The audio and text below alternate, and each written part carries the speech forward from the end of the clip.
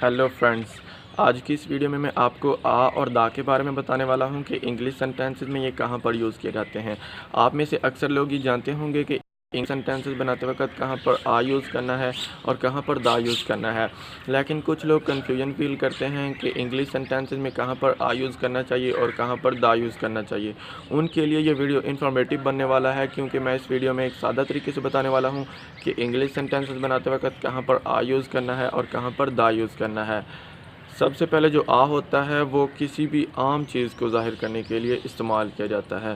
किसी भी सादा चीज़ को, किसी भी कॉमन चीज़ को ज़ाहिर करने के लिए आप आ यूज़ करते हैं। और जो दा होता है वो इसका अपोज़िट है। वो किसी भी ख़ास चीज़ को, किसी भी स्पेसिफ़िक चीज़ को ज़ाहिर करने के लिए इस्तेमाल किया जाता है।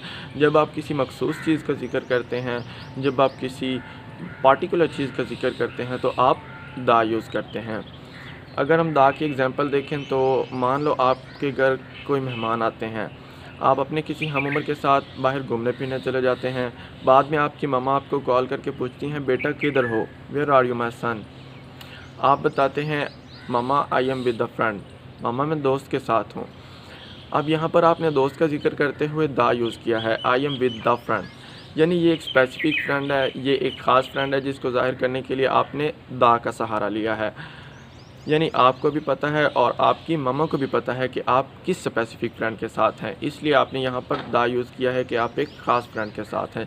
ये वो वाला फ्रेंड है जो आपके घर मेहमान बन के आया है और आपकी मम्मा को पता चल गया है कि आप किस फ्रेंड के साथ हैं, इसलिए आपने यहाँ पर दा यूज़ किया है। और आपकी मम्मा आपसे फिर पूछती हैं, बेटा हो कहाँ? ठीक है, पर हो कहाँ? Okay but where are you? आप फिर बताते हैं, we are at the river. हम दरिया पर हैं।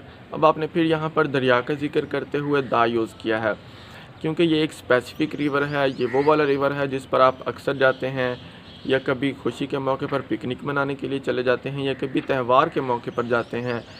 इसलिए आपने इसको मेंशन करने के लिए दा का सहारा लिया है, दा का यूज़ किया है कि ये एक स्पेसिफ़िक रिवर है, ये एक मख़सूस रिवर है और आपकी मम्मा को भी पता है और आपको भी पता है कि ये कौन-सा दरिया है जिस पर आप अक्सर जाते हैं। यानी जिसका ज़िक्र करते हुए आपकी मम्मा को पता चल गया होगा कि आप किस रिवर पर हैं, इसलिए आपने यहाँ पर दा यूज़ किया है। अगर हम आ की एग्ज़ाम्पल देखें तो मान लो आप अपने किसी फ्रेंड के साथ एक रेस्टोरेंट में बैठे हैं। आपकी बीवी आपको मैसेज करके पूछती हैं, वेयर आर यू? आप कहाँ हैं? आप बताते हैं, आई एम विद अ फ्रेंड। मैं एक दोस्त के साथ हूँ। अब आपने यहाँ पर कहा आई एम विद अ फ्रेंड, क्योंकि ये एक स्पेसिफ़िक फ्रेंड नहीं है, ये एक कॉमन फ्रेंड है। ये कोई भी फ्रेंड हो सकता है। ये आपका क्लास फेलो हो सकता है, ये आपका क्लाइंट हो सकता है, ये आपका कॉलीग हो सकता है, जिसको ज़ाहिर करने के लिए आपने आ का यूज़ किया है कि आपकी बीवी को नहीं पता आप किस स्पेसिफ़िक फ्रेंड की बात कर रहे हैं, आप किस दोस्त की बात कर रहे हैं, आपकी बीवी को नहीं पता। ये एक कॉमन फ्रेंड है, ये कोई भी हो सकता है, जिसको ज़ाहिर करने के लिए आपने आ का यूज़ किया है। इसलिए आपने यहाँ पर आ यूज़ किया है कि आपकी बीवी को नहीं पता कि आप किस स्पेसिफ़िक फ्रेंड की बात कर रहे हैं। इस तरह की कॉमन चीज़ों को ज़ाहिर करने के लिए हम आ यूज़ करते हैं। आपकी बीवी फिर पूछती हैं, व्हाट्स गोइंग ऑन? क्या चल रहा है? आप फिर बताते हैं, we are in a restaurant.